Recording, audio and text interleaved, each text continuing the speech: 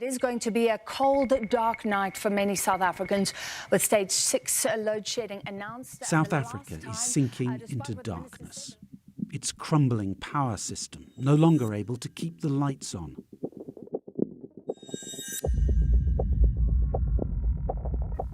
The poorest here, hit hardest. After 25 years. You're going to have to close down? Yes. The power crisis is the result of decades of mismanagement and massive corruption. Criminal gangs ready to kill anyone who tries to stop the looting. I was shaking badly. I was literally lying like this, and I started gasping for air, a mixture of cyanide and sodium arsenite. Today, South Africa still gets almost all its power from burning coal. It's a lethal addiction. It's killing us. This coal is killing us. The answer to many is a green revolution. But can Western money and pressure help South Africa embrace renewable energy? Or is the rot here simply too deep? It's very depressing. It's very concerning. Our country is in a serious, dark place.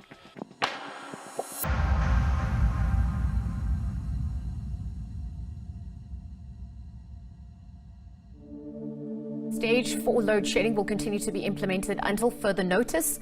It says that stage 6 will be implemented at 8 p.m. tonight until 5 a.m. How did it come to this? South Africa, the continent's great economic powerhouse, is in deep trouble. Long daily power cuts in Johannesburg and across the country.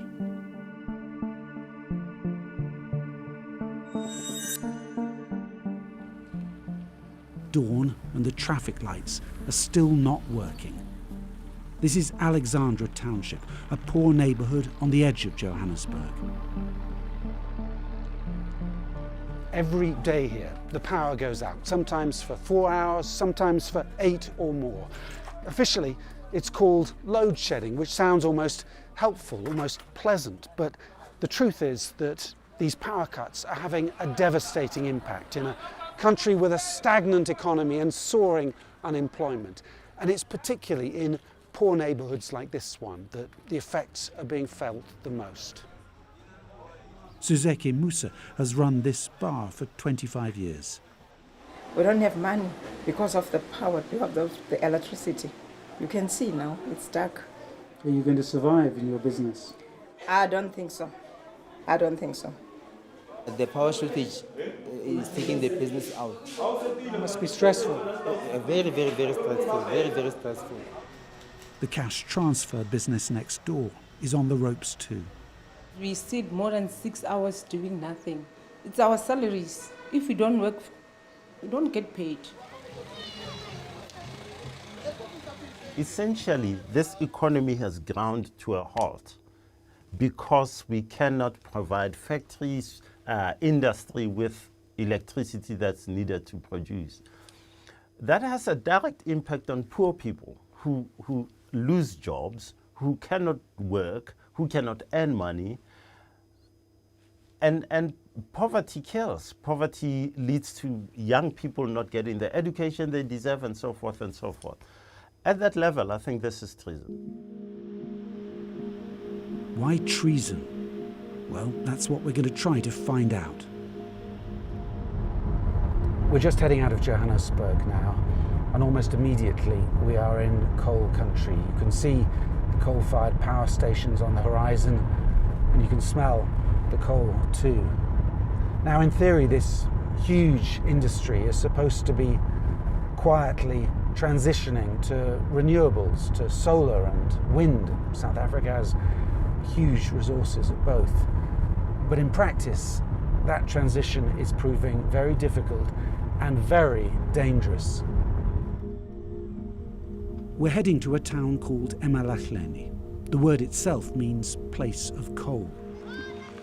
If you want to understand South Africa's energy crisis, this is a good place to start. The town is surrounded by mines and by criminal gangs fighting for a slice of the coal industry. With us in the car, a local guide, wary of being identified. So we're coming just to the edge here of what is an illegal mine, an illegal coal mine. Yeah. I'm just going to go along the corner here, is that okay? We're told there are at least 60 so-called black sites in this region where coal is stolen or traded illegally. What's extraordinary is quite how brazen it is. It's happening every day, out in the open, in daylight. Even at night, we hear gunshots. Gunshots. Even they are fighting amongst themselves. The different gangs? Yes. We need to be careful then. Yes. Because there's so much money at stake. Yes. That they will kill for it. They'll do that. They'll do that. Let's see if we can try and talk to one of the truck drivers with the coal once they've left this area.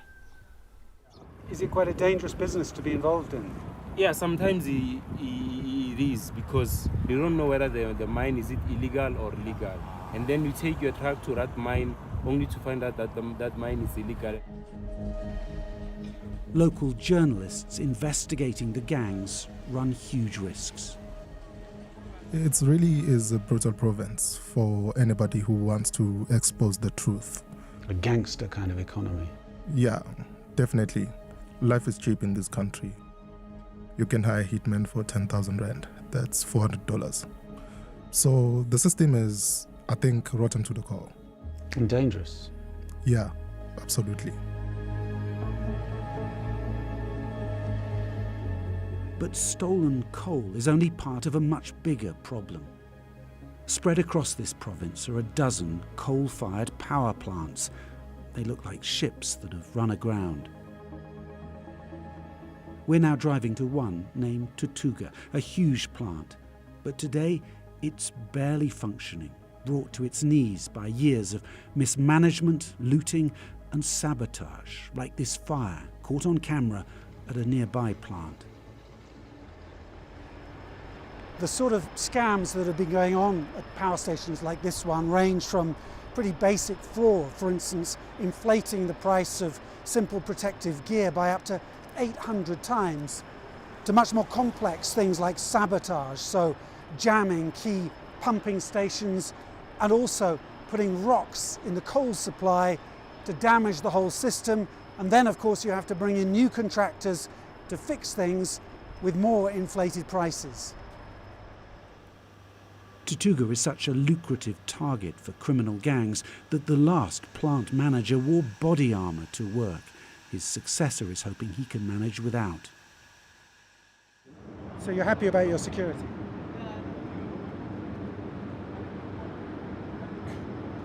Okay. Look, I don't think. Can we not go there? It's a serious question, though. I mean, your predecessor wore a bulletproof jacket because he was so concerned about the criminality here, but you're not. You think that's been resolved? I'm not worried. At this stage, there's nothing substantial for me to get worried. So it is business. I'm focusing on recovering the station. But the dangers here are real. We've arranged to meet a businessman involved in the local coal industry. He's now scared for his life after being threatened by criminals. We've agreed to hide his identity for his own protection. It was very terrible because it was the first time someone pulls a gun on me. Held it to your head? Yeah, held it to my head. Told me I must do 1, 2, 3. Did they threaten your family? They did. They told me they are not afraid of anybody. They are politically connected. So they're above the law? Basically. These political connections are crucial. Investigations by South African journalists have revealed alleged links between corruption in the coal industry and some of the country's most powerful politicians. This leaked intelligence document claims to identify 4 criminal cartels, each with a network of henchmen and assassins, and links to senior government officials. A sign here, to many, of the rot within the governing ANC. The ANC cannot solve this problem because the ANC is as involved as everyone else in this problem. is so deep in the rot, it doesn't know how to extricate itself, and any attempt to fix the problem exacerbates it. Can anyone stop the rot? In 2019, a businessman, Andre de Ruyter, was brought in to clean up the state power utility, Eskom. He was blunt about the challenges. So the stays were cut, the tower was pushed over onto the other line, but nothing was stolen. So this is not an economic crime. This was clearly now an act of sabotage, and I think we can call it as such. But that outspokenness would soon get him in trouble. In fact, as we'll see in a moment, it would get him poisoned.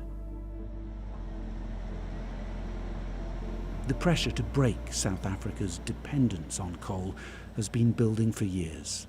And yet, south of Johannesburg, machines the size of apartment blocks still scrape at the earth to expose more rich seams. South Africa is addicted to coal. Right now, 85% of all the power consumed in this country comes from burning this stuff. That's compared with less than 2% in somewhere like the UK, which is why this relatively small economy is still one of the world's great CO2 emitters. And here's the impact.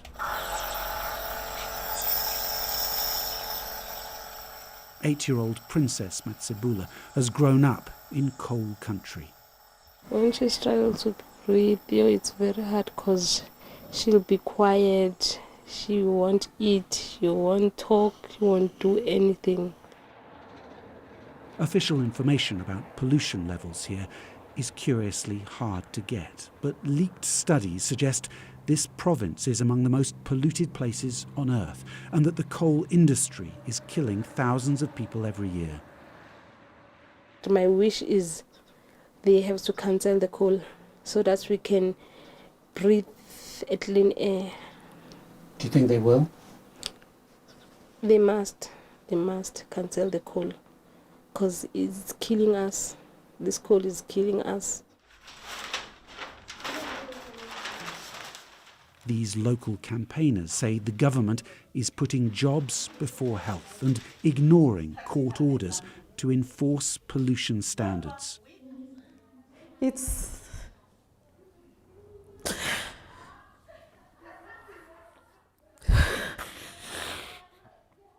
for me, I can't even explain the feeling inside. And it's been long talking about this, but it doesn't come up into terms where I can swallow it. It's painful. So nothing changes? Nothing changes. But change might be coming. South Africa is big and sunny. It has vast wind and solar potential. And Western nations are now backing something called a just energy transition, an $8 billion plan to help wean South Africa off coal. We have a vast, abundant energy source freely available to us, which is our wind and solar resources. They're amongst the best of anywhere in the world. So we have some real least cost options in front of us. We can transition very rapidly onto a renewable dominant energy system.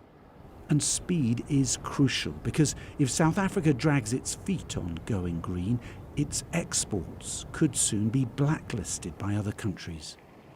You know, I'm talking about the hard economic reality. If we don't decarbonize, we're going to be shut out of the global trading system, and we're going to lose massive amounts of jobs. But the just energy transition faces obstacles, lots of them. Coal miners and their unions worry, with good reason, about their own jobs vanishing here in South Africa. Many people will lose their job. They'd lose their job if the coal was closed down, if the coal mining stopped. And then there's the politics. Plenty of senior figures here are sceptical, to put it mildly, about the very idea of abandoning coal. You've been described as a coal fundamentalist, as a bit of a dinosaur, somebody who's obsessed with coal. Yes, they call me all sorts of things, coal fundamentalist and a fossil fuel dinosaur. Do you recognise that? I take those as prestigious titles. It's a compliment. Yeah, those are prestigious titles for me. Do you believe the West then is treating you unfairly, that they're pushing you to get rid of coal in a manner that just doesn't work for South Africa? Unfairness is an understatement. They're treating us as a guinea pig. They want to experiment with us. But then, what choice does South Africa have but radical change when it can no longer keep the lights on? When South Africa's president, Cyril Ramaphosa, came to power in 2018, he promised to stop the rot. We are determined to build a society defined by decency and integrity that does not tolerate the plunder of public resources nor the theft by corporate criminals of the hard-earned savings of ordinary people. As part of that process, the president brought in a businessman called André de Ruyter, the tall white man he's greeting here. His task, to lead South Africa's energy transformation and to fix the mess at the power utility Eskom. The rot was much worse than I'd anticipated when I took the job. My rough estimate of the amount of money that gets stolen in Eskom every month is in the region of R1 billion every month. R1 billion, that's $50 million each month. To be fair, there have been some arrests. This man is an alleged saboteur, accused of damaging a local power station on behalf of a criminal gang. But these prosecutions are targeting the lower ranks. The cartel leaders, the politicians, seem untouchable and still determined to block the transition away from coal. There are so many vested interests in the coal value chain that the threat of decarbonisation, even though we're talking about a multi-decade move, gradual, very gradual move away from coal, why that is so eagerly opposed. The Minister of Mineral Resources and Energy, Gwede Mantashe, says that soon senior figures within the governing ANC started to attack de Ruyter and his team at Eskom. Eskom, by not attending to load shedding, is actively agitating for the overthrow of the state. That's right, the energy minister was accusing de Ruyter and his reform team of treason. One morning soon after that, de Ruyter was in his office and asked an assistant for a cup of coffee. At first, the coffee machine was said to be broken, and the Eskom boss's mug was briefly left beside it, unattended. Minutes later, a full cup was taken to de Ruyter. I detected nothing. And then about 15-20 minutes after this cup of coffee, I started feeling extremely nauseous, and the theory is that it was a mixture of cyanide and sodium arsenite, which is a rat poison. He survived, but quit his job and fled the country. And this is where the poisoning happened, in a supposedly secure executive suite. It's an extraordinary thing for your CEO to be poisoned in the building. Yeah, so that investigation is ongoing at the moment. We have been engaging with the authorities on that. Ongoing, but there have been no arrests. That's pretty shocking given what happened. But I guess it's a process, hey? We'll see. We'll see. Or a whitewash. I'm not going to comment. When you are going hard at the criminals and looking at, eradicating all the evils within the organization, it becomes a dangerous area. You're still scared for your life? No, absolutely. Every day I am. And the reaction from the governing party? Rather than supporting the poisoned CEO, many in the ANC were openly hostile or at best sceptical. De Ruyter, who was the head of Eskom, Yes. CEO, he was poisoned late last year, at the end of last year. I can't give evidence to that. So he might have been lying. I can't give evidence to that. His doctors say he was poisoned. The tests show he was poisoned I with can't give cyanide, rat no, poisoning. listen, I can't give evidence to that. Why can't you acknowledge that? Did you call him up and see how he was? No, I can't give evidence on things I don't know.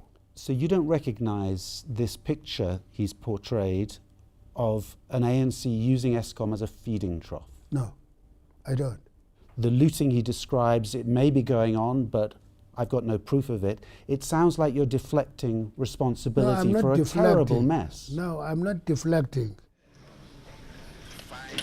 But the man who helped lead a long judicial inquiry into state corruption here believes the situation is now worse than ever.